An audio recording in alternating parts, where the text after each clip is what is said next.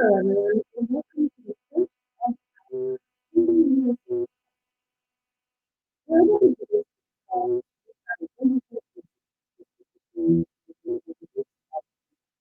we also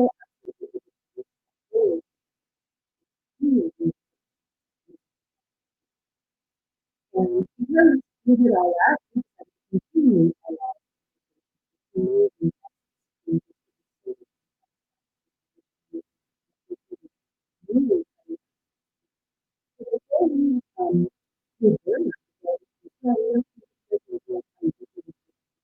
we're so thankful that we were able to meet our goals and extend our food distribution even. We were able to provide aid for 2,400 families that are in desperate need, providing food for over 19,000 children, women, and men. What this means is that the children of Palestine that we serve can count on you even during a global pandemic and even during national crisis. And it's really important for them not to be forgotten by the rest of humanity. We were able to help 34 female heads of households who are caring for approximately 276 family members. We worked with 80 small scale farmers who, since February, we've been working with them and we're able to make a profit to care for their own families. And lastly, 30 women working from home making herbs, cheese, and sweets. These two groups further cared for approximately 800 family members and received enough funds to carry on their small business. So we're really excited about that and we hope to continue it. And the only way we can continue all of Kinder USA's programs and continue helping the neediest children and their families in Palestine is with your help. Now, to our guest today, we are really excited to have with us Huwaida Arraf. Huwaida is a Palestinian American human rights activist, lawyer, and she's the co-founder of International Solidarity Movement, ISM. It's a Palestinian-led nonviolent resistance movement involved in activities like tearing down roadblocks and walls. You guys may remember Rachel Corrie was involved with ISM, physically blocking an Israeli bulldozer when she was killed in Gaza in 2003. Huwaida was traveling with the Gaza Freedom Flotilla when it was lethally attacked by Israeli forces on the 31st of May in 2010. She currently lives in Detroit with her husband and two young children, but she still practices civil rights law and continues to advocate for Palestinian freedom and human rights. And she serves as an active or advisory board member for a number of Palestinian rights organizations. So she's a very busy lady, and we are really happy to have her with us today. So I want to really welcome Huwaida. Thank you, Maha. It's great to be with you, and I so appreciate the work that you do. Thank you. We try. I mean, I honestly, I don't think it compares at all to everything that you do and how much work you've done on the ground and continue to do, but thank you. So the first thing I kind of just want to, get from you is your perspective on the situation. Give us an overview of your perspective on the situation as it is right now. I'm sure that you're always following what's going on, whether it be in the news or through other sources. So I just want to hear kind of where you think we are right now before we start getting into some of the really critical issues of the day. Oh my gosh, that's such a big question. The topic of the day, if you will, is annexation and what are Israel's plans to annex up to 30% of the occupied West Bank. And so I'm sure we will be talking about that a little bit more, but we have that coming up. We have Netanyahu, the Israeli Prime Minister Netanyahu, who is the longest serving Israeli Prime Minister, indicted and being, up on corruption charges, but still leading one of the most racist, fascist Israeli governments that we have today. And yet the alliance with the American administration, with the Trump administration, that's also violent, racist, fascist, I'm sorry to say, is strong. And so, Netanyahu is more of a green light than he's ever had before. And so we're looking at whether Israel will be annexing this territory, what that means. I'd like to talk about that a little bit more, but you have also the Palestinian people, which we don't unfortunately have a credible and elected leadership right now. Palestinians have been demanding for years, if not decades, more accountable leadership. we have a leadership that doesn't have a strategy and a plan to carry us forward, to lead us in this liberation struggle. And then we have Palestinians all over the world, which then it gets a little bit more hopeful, because we have Palestinians active, a new generation, but young and old, those that are outside, those that are inside. We haven't forgotten, as Israel thought that we would, thought the older generation will die and the young will forget. Well, the young are more, more adamant and more tied to Palestine than ever. I see it in my 5-year-old daughter, who asks me about Palestine every day. And if I'm at a meeting about Palestine or doing something, she wants to know. And she's 5. And so we have the younger and the older, which are not forgetting and which are going to work, if they're not working already right now, for our liberation and devising kind of new strategies, new thoughts, where we're not accepting what is being thrown to us, which is not even the minimum of what Palestinians deserve, but demanding full liberation. But how we more articulate that and consolidate that to be a strategy, a movement strategy that leads us forward, is the question. It's being discussed, but it's hopeful. It's not as bleak as the situation looks on the ground now in Palestine, with what's happening to the people being, as you know, what's happening in Gaza, people being arrested every day, more land being taken away, and just the settler colonialism being entrenched. The situation on the ground looks bleak, but if you ask me, there are signs of hope, and I think we'll talk about that.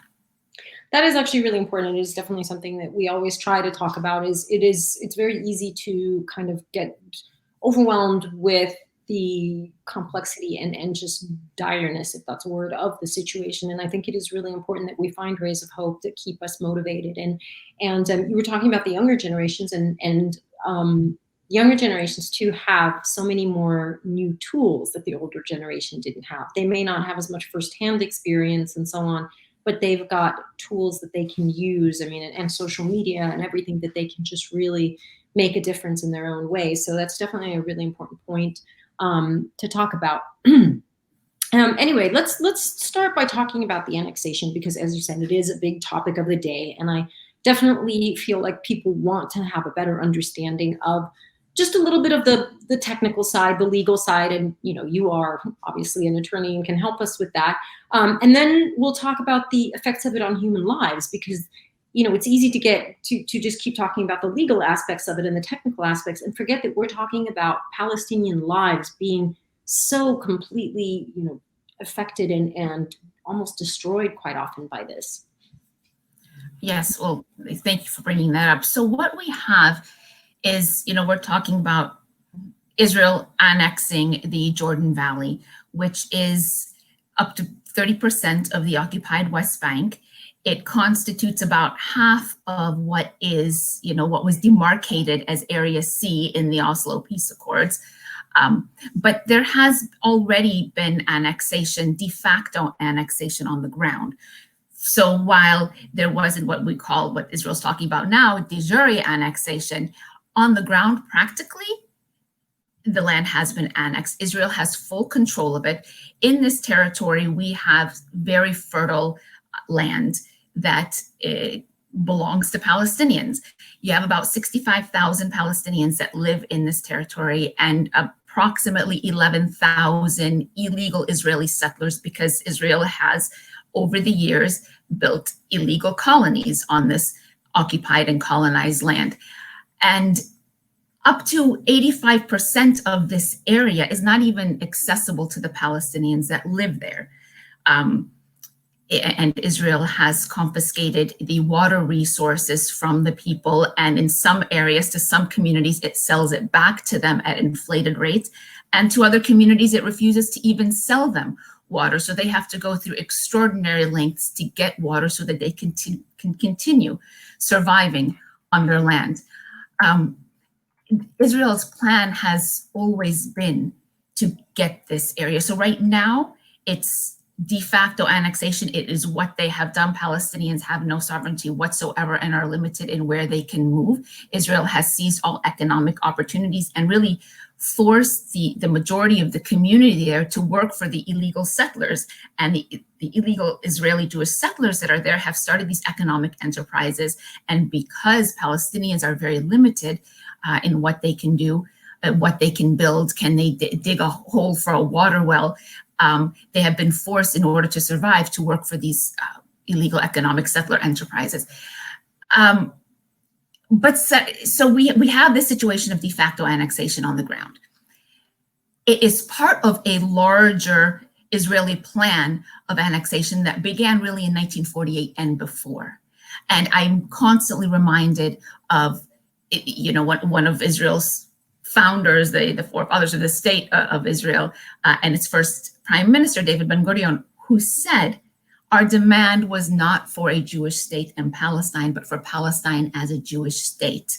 And in 1948, they created the state of Israel on 78% of our historic homeland, destroying 500 Palestinian villages, making 750,000 Palestinians, turning them into refugees. In 1967, they continued. There was another war. Israel launched an attack under the guise of, a defensive war, but it really wasn't. And if you want to read more about that, there's a good book called The General's Son that talks about that, by an Israeli who is the son of a general in that war. But that's when they military occupied the West Bank, including East Jerusalem, Gaza, part of the Sinai Peninsula, and the Golan Heights.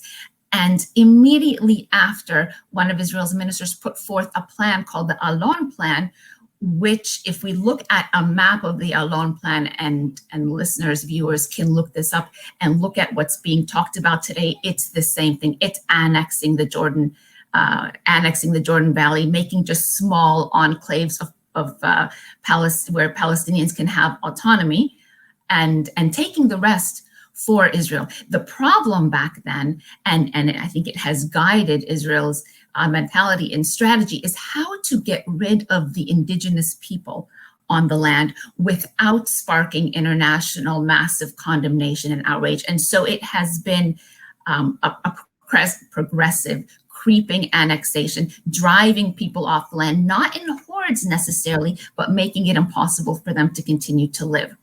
And so now, but wait, I want to ask you something. Sorry to interrupt you. I just want to ask you something on that. I mean, as a layperson, I often wonder whether that international outrage even happens. I mean, sometimes we do see atrocities, and I still don't see the international outrage being a concern. So it's almost like, does it even matter? I mean, yes, I see what you're saying. There is kind of, rather than the outright, blatant kind of, actions, there's more of the creeping kind of slightly more subtle ones. But I almost feel like, due to the way presentations are in the media and so on, I'm just not sure the outcry even does happen. You're right. And I think that Israel has kind of managed that by each time going just a little bit further and a little bit further. So what you'll hear or see is a little bit of condemnation, but that doesn't go far enough to really sanction Israel, to take any action to make Israel stop. So the next time, they'll do something, it'll raise some ire and some slaps on the wrist, and then no concrete action is taken to really hold Israel accountable. And then the next time it'll do just something a little bit higher. So I think that's part of Israel's spin machine. And of course, it has, over the decades, always presented itself as the victim, always fighting a defensive war. And it's things that, we constantly hear about, how Israel is the only democracy in the Middle East, etc., which is completely false. But Israel does have and has had a very sophisticated spin machine. It has invested billions of dollars in its image abroad and in its lobbying forces. And that is what we have been up against. And though, Palestinians around the world and our allies are under-resourced when it comes to the resources of the Israeli government, we are not under-resourced when it comes to people power and the things that we can do now. So I think while we might not have the financial resources to put into these big PR machines, we have people and we have alliances and we have our sheer determination to really break down this and end this settler colonial system that has been oppressing us. And right now, we are at I think, and maybe we'll get into this a little bit more, right now we are at an historic moment, I believe, where that opportunity is more ripe than it has been before to say, look, the situation in Palestine, it's not two peoples that are fighting over this territory of land. It's not just Israel is, occupying, and maybe the Palestinians should have their own state in this territory. I mean, yes, Israel's occupying, but this is larger. This is a settler colonial project that has been going on for decades, and it has employed violence, and it has been driven by the same mentality, really, that has established this country also. It has been built on the annihilation, the driving off of the land of the people that have historically lived here. It has been built on the backs of slaves, and it has been perpetuated by that kind of superiority, this mentality of superiority that people are more rising up against, louder than I think it has been before. It has been a struggle, and our African brothers and sisters, our Black brothers and sisters, have been in this struggle for centuries, and it has taken different form. And I think it is now, it has been reinvigorated in a way that I think is giving a lot of people hope, and I think is a teaching moment for us, and a moment also to look at how we're looking at Palestine, and how the struggle in Palestine is portrayed. It is for Palestinian liberation. It is not for a small state. We have to think about decolonization first before we think about, how to build a state. And that's been the problem with the Palestinian leadership. But I realized, Sarah, you asked me a question that I did not address at all. So I will try to address it briefly. And that is the legal aspect of annexation. I mean, annexation is absolutely prohibited under international law. It is kind of a bedrock of international law. It's a foundational principle that the acquisition of territory by force is inadmissible. It's stated so in also Article 2 of the UN Charter. It's in Article 7 of the Fourth Geneva Conventions. It even is delineated as a crime in the Rome Statute, which is the foundational document of the International Criminal Court. Annexation constitutes the crime of aggression. So it is an international crime. And so what Israel is proposing now, when we hear it talked about, if we look at the US mainstream media, if we look at liberal Zionists, if we look at even members of Congress that are speaking up and opposing it, they talk about the two-state solution, and this will be not helpful to Israel. They don't talk about the fact that it's a crime. What about the people that are living there? And what are we going to do in the face of Israel threatening to commit a blatant crime? Now, the problem is that Israel has done it before. In 1980, they annexed Jerusalem. In 1981, they annexed the Golan Heights. And we know the Trump administration has contravened the international consensus that this was illegal, and recognized the annexation of this territory. But it is a crime, and it should be treated as such. And so I hope with the condemnation that we're hearing from some European countries, and even some members of Congress speaking up, that there will be concrete action, and not just a slap on Israel's wrist as it's been before. And remind me to talk about some US initiatives in that regard. I will absolutely remind you, because that is really important.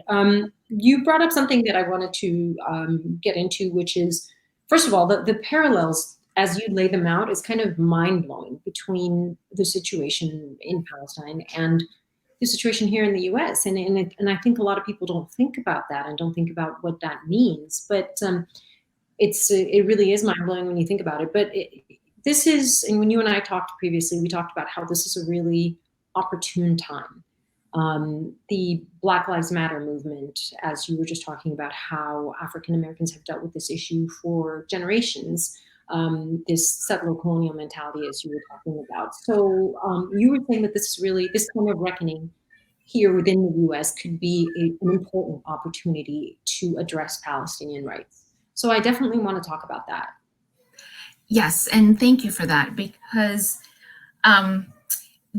I think that there is a way that that can be done. It's not, when I say it's an opportune time, it's not to take the, the Black Lives Movement that we're seeing now, or to take the movement that's in the streets, or the struggle of our Black brothers and sisters, and take it in order to highlight Palestine. Not at all. In fact, we need to be questioning ourselves and looking internally about how we can best be in solidarity, because it really requires this kind of intersectional consciousness and work.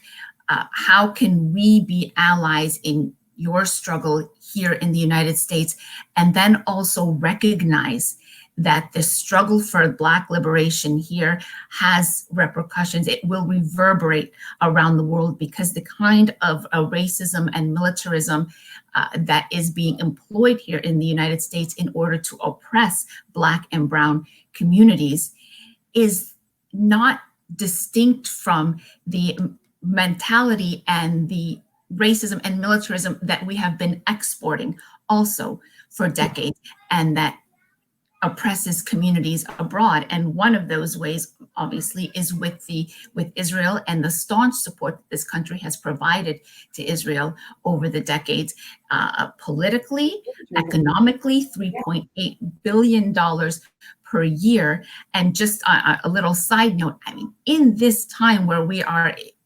facing a pandemic that we haven't seen in over 100 years, where Americans are suffering disproportionately, Black and Brown and immigrant communities are suffering health-wise and otherwise here in the United States. Just last month, the Foreign Relations Committee of the Senate met for business, and what was on their agenda is, amending and pushing through Senate Resolution 3176, I believe is the number, which seeks to codify, so put into law, U.S. aid to Israel. Meaning, right now it is just an understanding, a memorandum of understanding. They want to make it part of the law so future administrations cannot mess with it, cannot change it, cannot condition it. And they also made it so the 3.8 billion is a floor, not a ceiling. So they can always increase that, instead of thinking about, in this moment, demilitarizing, investing in communities, investing in rehabilitation, in atoning for all of these years and the violence that the United States has inflicted upon the people that has really helped build this country. We're still talking about how do we support Israel in being a more militarized and more racist state. And I think that the more we make those connections and we make those connections known, it's not to say that Israel's making the U.S. violent, or the fact that Israel trains a lot of American police officers. A lot of American cities send their officers to train in Israel, and Israel sends its officers here to also train U.S. police forces.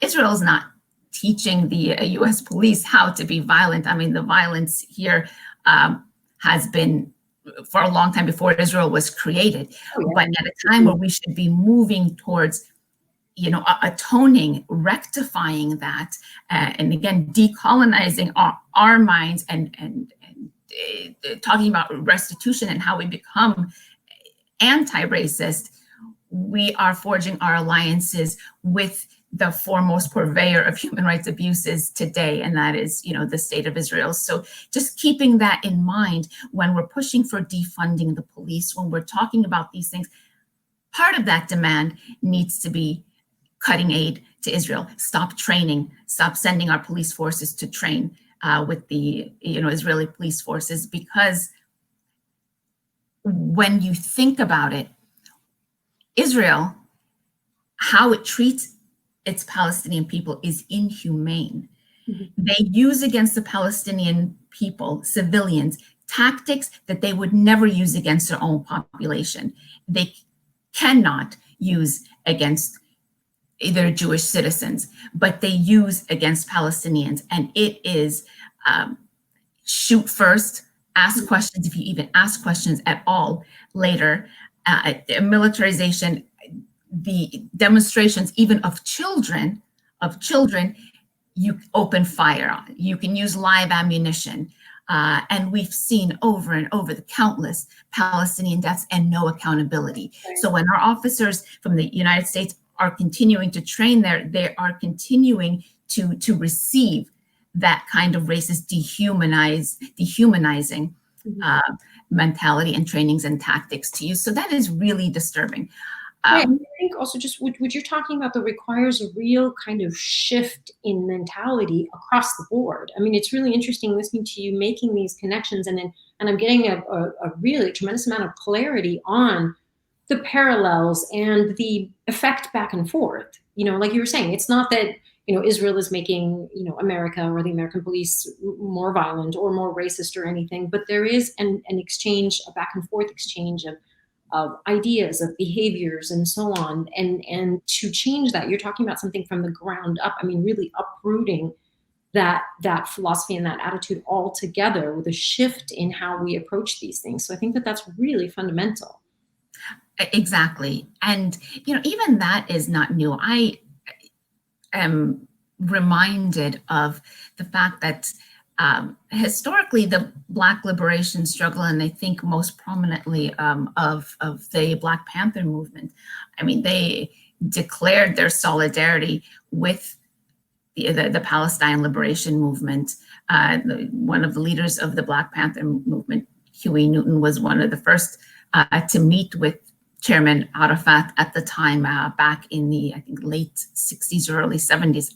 And they were unequivocal in their support, and saw Palestine as a movement for liberation that was tied to their own liberation, and actually called for this international solidarity with Palestine in order to achieve the kind of world of free people that we want to see and that we are striving for. So this connection of liberation struggle is historic. I think there came a time, and it's a whole other discussion, where it was less prominent and there are other issues that arose. But it is going back, I think, historically, to this solidarity and re-emphasizing it and re-strategizing it and making these connections again. And we have the resources to make these connections today more than ever before about our collective liberation. Like, I'm not going to be free, here if my freedom is contingent or dependent on somebody else's oppression. It's recognizing the powers that benefit from what's oppressing me and oppressing you and oppressing others around the country. And then how do we work together to dismantle that? But it's the same kind of ideology. But it's also, I mean, if I'm going to stand for human rights and justice and equality, I should stand for them across the board for all humans, not just the humans in my neighborhood or around me or the ones I see on TV because that's what's on TV right now, but all across the board. And just to what you were talking about the connections and so on, if I'm remembering correctly, I think it was during Ferguson, when there was the protests and so on during Ferguson, there was quite a bit of talk about the connections between, Palestinian facing those kinds of attacks during protests and so on. And there was a kind of we hear you and we connect with you and we support you, Ferguson. And so I remember thinking that at the time, I'm like, wow, we don't often associate those two things together, but you're absolutely right. And when you lay it out like that, it's absolutely essential that we think that way. Exactly. And it's because, it started with a tweet from a Palestinian activist who noticed that tear gas was being used against these American neighborhoods, and Palestinians are so used to dealing with tear gas. So it was tweeting some tips on how to deal with the tear gas that we know is probably, coming from the same kind of company. I remember in one of our protests when I was living in Palestine, I mean, you would see clearly the guns when the Israeli soldiers are standing over you, that their guns say property of the United States government. It is the same kind of tools used to oppress. And it is these alliances, the United States uses it so cynically. You talked about human rights, right? We should be, not even ideally, I mean, principally, you talk about human rights for all people and you don't kind of discriminate. Human rights are human rights. But when the United States talks about how the US is a beacon of light and human rights and democracy, and how we spread that around the world, I mean, that is, the rest of the world, I think, takes it with a grain of salt because it is so cynical, because that is not what US policy has been around the world. Really, what US policy has been is forging alliances like we talked about before with these regimes that are purveyors of oppression. And when I think the next time, and it's said constantly by United States representatives, that Israel is our greatest allies, our shared values. What are those shared values? They are shared values of settler colonialism, of militarism, of oppression. But when the people connect and we talk about our shared values, we're talking about shared values of, as you said, human rights, freedom, liberation for all people. And that is what we need to keep raising our voices for. That's a really good question. I think next time I hear that, I'm going to say exactly what are our shared values, because I'd like to really kind of, put my finger on that. So let's talk a little bit about when you and I were chatting, we talked a little bit about the importance of changing the language. So I want to expand on that. I want to hear from you what you mean, because I think sometimes we forget how important rhetoric is and how important words are and how important language is in terms of really changing the way people think and subsequently the way people behave. So can you expand on that a little bit? Right, and I think that that's probably going to tie into something else that you wanted to talk about, and that's what the annexation means for people on the ground, because this is a question, I've heard, and you might have heard also, some people talking about, well, there's already de facto annexation on the ground, so what is it going to matter? What is it going to matter anyway? And maybe isn't it better that let Israel do it, and then we can end this facade of we're in a peace process, or that there's any kind of possibility for a two-state solution. And that's the language that our politicians are using, that the states are using, that the mainstream media is using. And I started off a little bit talking about that. When we hear talk about annexation, it's always, what does it mean for the prospects of peace in the region? And when you talk about that, instead of talking about rights, instead of talking about, I almost never hear in the United States, again, the establishment, politicians and mainstream media, I'm not talking about the people, but talking about, what about Palestinian rights? What about the fact that Israel is committing yet another crime and has been committing crimes?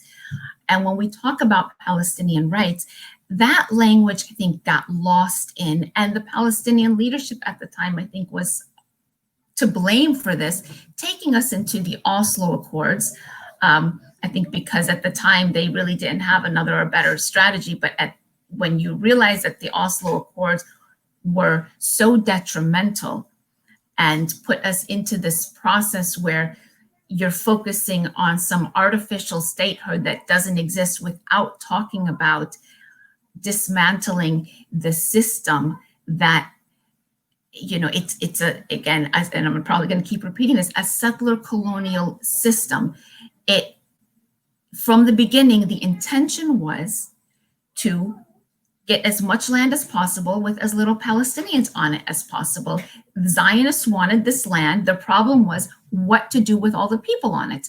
And so since 1948, you destroyed villages, you made hundreds of thousands refugees. In 67, you made more hundreds of thousands refugees. Now you have millions worldwide. You don't allow them to return to their land.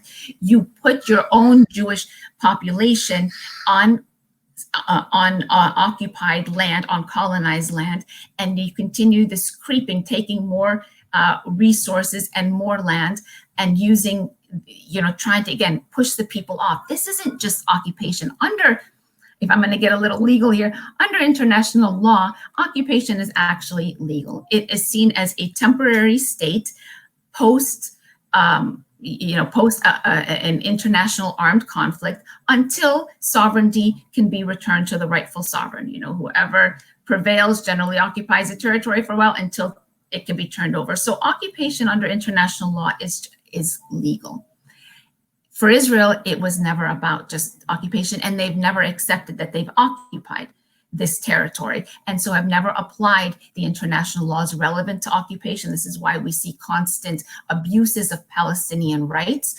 And then what more, they have not recognized or respected the various international laws against this acquisition of territory, against moving their own population into occupied territory, because again, the plan was from the beginning how to get all of this land.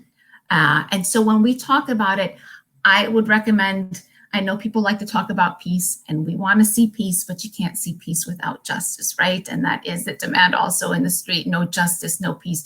When you talk about justice, you have to talk about how you start to decolonize what Israel has done over the decades, the victims of Israel's policies, how to make amends, reparations. When we start talking about how to dismantle this project, then you can talk about what we build from there. Not an artificial, is it a two-state solution?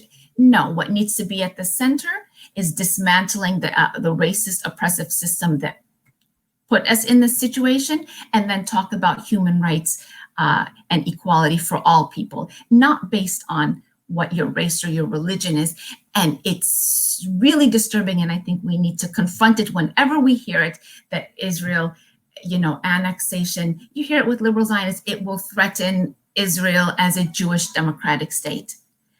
Israel as a Jewish state needs to be called out as racist, as completely disregarding the indigenous people that live there. You are disregarding, you are seeking to annihilate. At the very best, you are minimizing the rights of the indigenous people of the land. What does it mean to have a Jewish state? That means that my father, my village is fell into inside what's considered Israel right now. And so we're Israeli citizens, but are we equal? No. There are over 50 laws on the books that discriminate against us because Israel does not want us there, And we see from their laws that they legislate ways to ensure that we stay a minority. And if they could get rid of us tomorrow, they will. And when you're saying Israel needs to be a Jewish state, you are basically rubber stamping that. You're saying that's okay. And that is not okay. That is part of what needs to be dismantled. But I start off by saying that, so some people are saying, so what, let Israel annex, because at least we'll be done with this facade that there's a possibility of a two-state solution. The problem is, I see it twofold on the ground. The people that live in this territory are already, and we talked about how hard life is with the de facto annexation, but I'm afraid that with the de jure annexation now, Israel will escalate its plans to get rid of the people there. How? First of all, they don't plan to give the people their citizenship. They will at best give them what's called residency rights, like they give, like what the Palestinians in Jerusalem have right now. They have Jerusalem residency, which is subject to revocation. So any host of things Palestinians can do can get their ID revoked. And when their residency identifications are revoked, these rights, then they don't have the right to live there anymore, and Israel can kick them out. And this, I think, will be a way to also kick them out of the Jordan Valley. Again, Israel doesn't want them there. So they will not have citizenship. They will not have equal rights, even though they'll be living under Israeli law. And they will at best, I think, have these residency permits, rights, which again can be revoked. Then you will have, I think, Israel will speed up its taking of the land. So we're talking annexation, but then it will also appropriate the land. It will, if it creates these settlement councils, which I think it might happen, regional control of the land, the settlers that live there can also move to demolish Palestinian structures, and I think that they will. So I think you'll see the increased demolition of Palestinian structures. I think you'll see Palestinians being pushed off their land, and you'll see the appropriation of Palestinian territory at an even faster rate. So this is some of the things that can happen on the ground to the lives of the people that live there. On an international scale, Israel's already done it twice, with the annexation of Jerusalem in 80 and with the annexation of the Golan Heights in 81. There are Security Council resolutions that condemn this, that called on the international community not to recognize it, and that called on Israel to reverse it. And Israel did none of them. and the international community did nothing. So even though there's a UN Security Council resolution against the annexation, nothing was done to put teeth to that resolution. So as far as Israel is concerned, it's like, we did it. And if it's now going to be done again 30 years later and the same kind of response, what does Israel think it can do? Israel's going to think it can do next. And what does that say for the international legal order? I mean, why have international laws if you are going to let certain countries violate them with absolute impunity? And granted, that has been what has been happening with Israel, but I think we need to make clear that it is unacceptable. It is unacceptable. And so the danger is, Israel will annex, nothing will be done except some lip service about how it's wrong. And then, the international legal order is harmed. And also, what will Israel think it can do next? I mean, that's extremely frustrating to realize that there are these UN resolutions, as you say, and then nothing. I mean, it's almost mind-blowing to me, and it must be even more so for you as someone who is so much more aware and involved in the legal aspect of things, to just be like, nothing happens. So you have the law and then you have political will, and I think that that's where our work comes in, enforcing the political will to implement and enforce these laws. Sorry, I didn't mean to cut you off, but that's our work needs to be done. That was, you're answering something to the frustration I'm addressing. So absolutely. And I want to ask you, do you think that the lack of leadership you were talking about plays a role in this, or at least plays a role in other aspects of Palestinian lives on the ground? Do you think the fact that the Palestinian leadership is so lacking and not being able to really take actions, do you think that there's a role there? Oh my gosh, that is a topic of another session. Yes, it's big. It is big, and it is recognized amongst Palestinians that we need there needs to be change, because there's a lack of vision, a lack of strategy. I mentioned that we are in a moment, but we don't have an official, legitimate leadership to kind of lead us in this moment and to strategize what forward and how, what our long-term vision is and how we get there.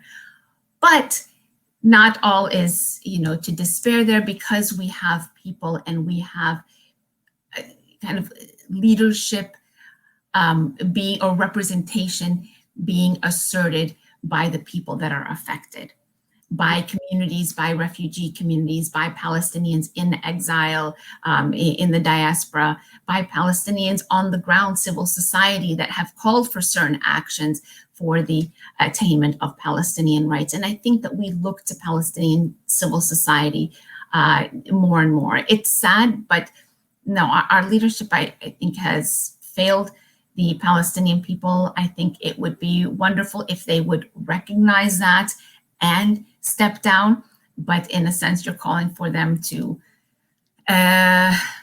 dismantle themselves, which Palestinians have been calling for, at least for the Palestinian Authority.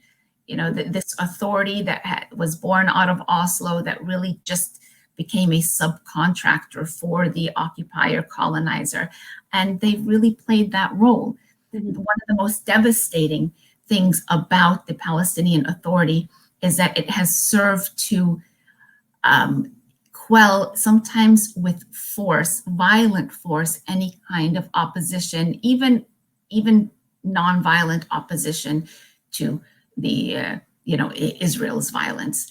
So you had situations where Palestinian youth were organizing to oppose Israel's actions, and they would be stopped, sometimes violently, by Palestinian forces. And that is just shameful. Instead of the Palestinian leadership believing in their people and leading the people in a liberation struggle, it has been playing the opposite role. And, again, I don't want to just put all bad stuff on that, but that is the kind of the situation that we're in today. And it would take another session to kind of unpack that.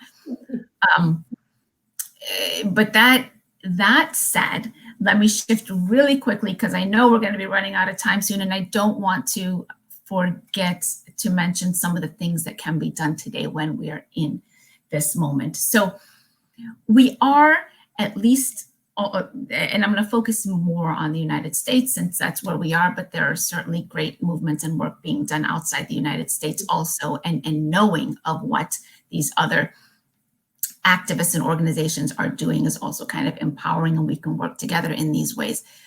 I think that we, specifically Palestinians in the United States, but also allies of the Palestinian struggle in the United States, make sure that we show up and support as much as possible the Black struggle, because our struggles are intertwined. They are, I'm going to say they are one. Of course, there are differences, but our destinies, I think, are tied together.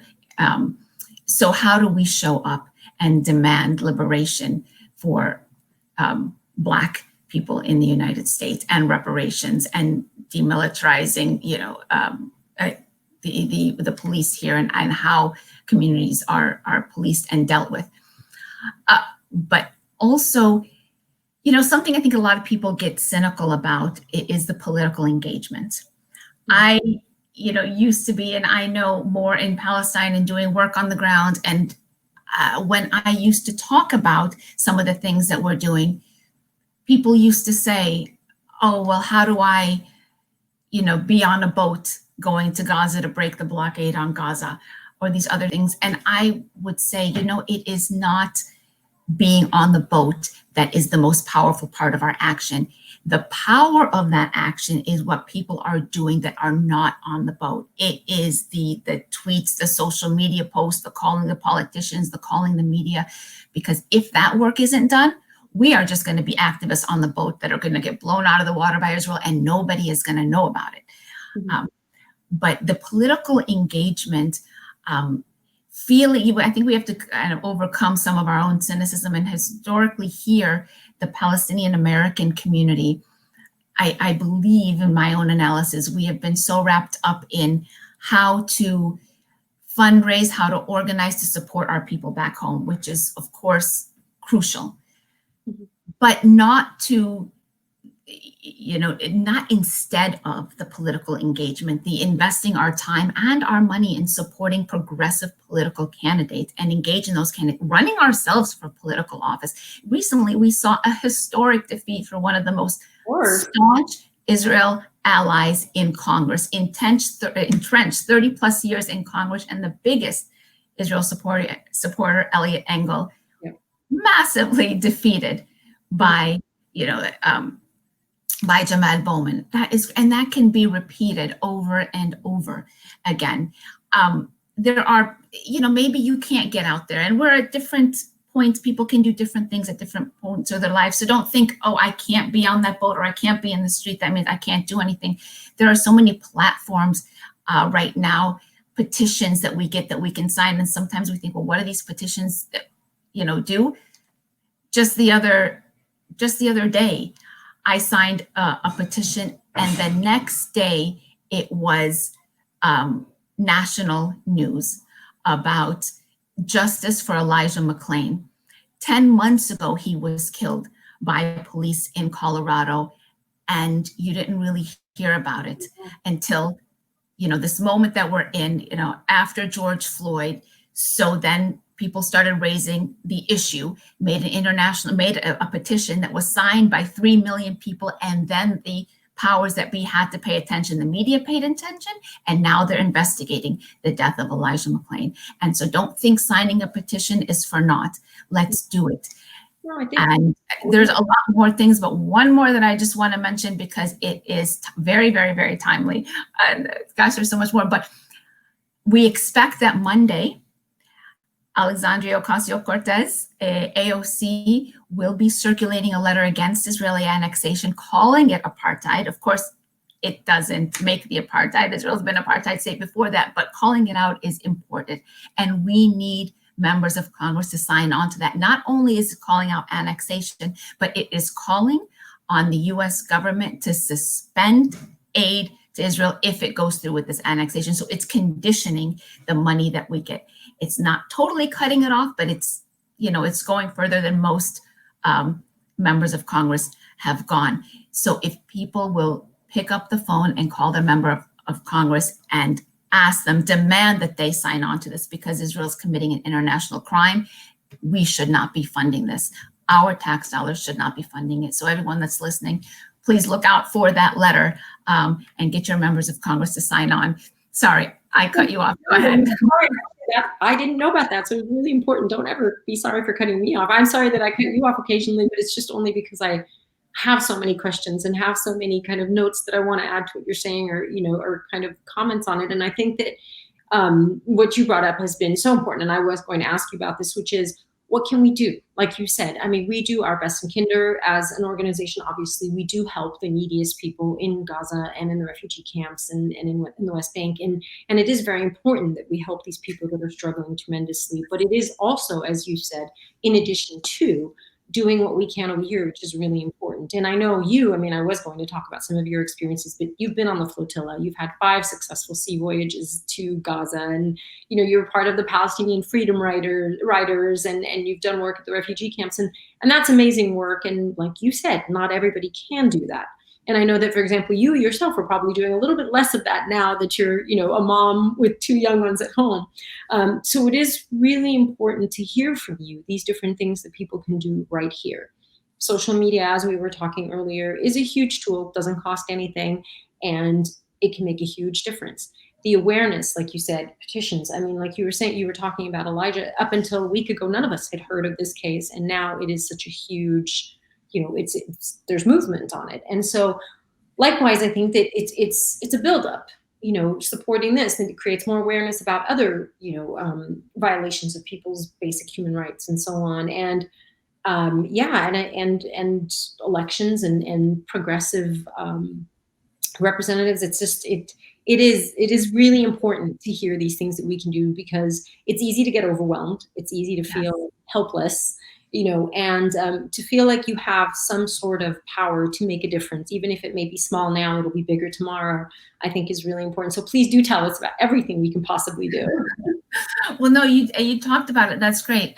And that is, I think that's what's important to recognize, is that everything that we do is important, and not to minimize. I mean, I struggled with this, going from, being on a flotilla and being on the ground in Palestine to, I can't quite do that right now. I'm raising the next generation of Palestinians that will fight. But what can I do? And we have, luckily, some great organizations that are mobilizing, that are giving us the tools. And I just wanted to mention a couple of those. Please. There are what Kinder does, what Kinder USA does, and what other organizations that support the steadfastness, that support the samud of our people on the ground, is vital. I mean, without this work, I don't know if Palestinians would be able to stay on our land, on the land there. So that is vital. But what I was saying is not to the exclusion of the political work. So let's also do the political work. Let's donate to the organization that is contributing to the sustenance and to the steadfastness of Palestinians on the ground. And then let's look at what we can do in order to change the policies that are contributing to our people needing that aid, because surely our people don't want to continue living on that aid. And we have the U.S. Campaign for Palestinian Rights, for example, an organization that I'm proud to be a part of. And if people look them up and go to their website, tremendous resources on joining the global boycott, divestment, and sanctions movement. Today, one of the most powerful tools in holding Israel accountable, getting our unions, getting our places of business to divest or to boycott Israel. And I know that there are forces out there trying to intimidate activists away from this, but we also have organizations that will support. And so we have Palestine Legal doing the legal work to support activists. The U.S. Campaign for Palestinian Rights, they have great resources, not only on boycott, divestment, and sanctions, but on also Black Palestinian solidarity, on decolonization, and that doing that kind of educational work and outreach. And then you have allies like a Jewish Voice for Peace, that is a great ally in the struggle, and also kind of putting out resources and action alerts so we can keep up with what members of Congress are doing and take action, and so many more. but let's utilize these, let's plug into these and just do what we can. I mean, if you're talking to your next door neighbor who now knows about what's happening in Palestine, I sometimes do something as simple as I have Black Lives Matter in the name of victims of US, of police brutality chalked all over my car. And I live in a Republican district, and I love driving, although we're home more these days, but I love driving it out and around. We're making a statement, we're educating. It's the little things that we can do, because it's not so little. And like I said, just be involved in the political process to what you can. Donate to a campaign. We have our Palestinian congresswoman that is up for elections now, Rashida Tlaib. Please look her up. I mean, I know Kinder can't support or campaign or endorse any candidates, but let me just say we have some great progressive candidates in Texas, a Palestinian Lebanese, Lulu Saifali, also running for the first time. It would be great to get Palestinian Arab representation from the great state of Texas and around the country. Just, they don't even have to be progressives, but they can be people that we work with that believe in our progressive values, because we see what just having the squad in Congress has done in terms of changing the language. And I think the more people that we can get in there, it is a form of us taking back this institution, the US Congress, that belongs to us, the people, not the corporations and not the big money and not the, the historic powers that have not had our best interest at mind. Huwaida, thank you so much. I mean, thank you for, ending us on a positive note and a very empowering note, because, and I will say it again, and I, say it every time, is I'm the first one to get overwhelmed and feel like, can we make a difference? Is it a drop in the bucket? But I mean, you've laid out so many very specific, like some general things that we can do, but also some really specific things that we can do to make a difference. And it's important for us to feel, for us here, but also for the Palestinian people living on the ground, to know that, there is hope and that we can make a difference and that we can do something to help the situation. And thank you for laying things out for us clearly. You were worried that it was going to be too technical and legal, but I can tell you it was perfect. I understood everything and was happy to hear it. Thank you for being with us and talking to us about all these different things. And I hope you will come back, because it seems like we have about 50 million more questions and items to discuss, and it's never ending. And it's really interesting to go in these different directions and hear different things. And so I really, really appreciate you taking the time. I know you've got a lot going on. Keep doing what you're doing, and just kind of take us by the hand with you, because it's really important that we all continue to do that. Thank you so much for being with us today. Thank you for having me, and we'll get there. Yes, we'll get there. I'm sure we will. Thank you so much. And as you guys are hearing from Huwaida, there is so much that we all can do to help make a difference. And just here at Kinder USA, we are helping people with the sumud, with the resilience on the ground, by helping the neediest Palestinian people be able to just survive and get through until things can get better. Just to let you know about some of the programs that we're working on now after Ramadan, our ongoing programs, is the Female Heads of Households with the Chicken and Egg Project, which is super important because it helps them help their families, but also help feed and support so many others living. We're working on a really important water project. It's helping children in kindergarten and elementary schools have clean water. We all know what a huge issue that is. Just when we've seen it here in Flint, Michigan, and it was such a huge disaster. I mean, these people in Palestine live with that on a daily basis. And so this water project to help kindergartners and elementary school children have fresh, clean water, as well as our nutritional meals program for school kids who may not have a single other good meal throughout the entire day. So for them to get a good solid meal. And what's great about it is these meals are prepared by the women's co-ops. And so there's a double benefit there for the women heads of households that work in these co-ops and make these healthy and nutritional meals. And then for the children who are able to get a meal in school better than they probably ever get at home. The last of the programs that I want to talk about is one that's happening in the West Bank refugee camp of Shuafat, which is we're providing lunch 5 days a week for the children, and the refugee camps more so than Gaza because it's blocked off. have faced a lot of issues with the COVID-19 virus. And so to be able to feed these children once again on a daily basis, 5 days a week, is really very important. The only thing that limits us at Kinder USA is the donations that we get. So the more you give, the more we are able to help the neediest people on the ground, the more we're able to make a difference in their lives, the more we're able to make sure that they get nutritious meals and clean water, especially for the children. So please go to kinderusa.org, donate, help us reach these goals. And we, in turn, will continue to have these wonderful conversations with amazing speakers and guests that, as Huwaida did today, give us so much insight about what we can do here, what's going on there, from a legal side, from a human lives side, from every side. And so please consider giving whatever you can so that we can keep doing this and we can keep helping the children. Thank you so much for being us today. We'll continue our talks on Palestine, hopefully about once a month. So stay tuned for our next one. We're just waiting to have another great guest for you.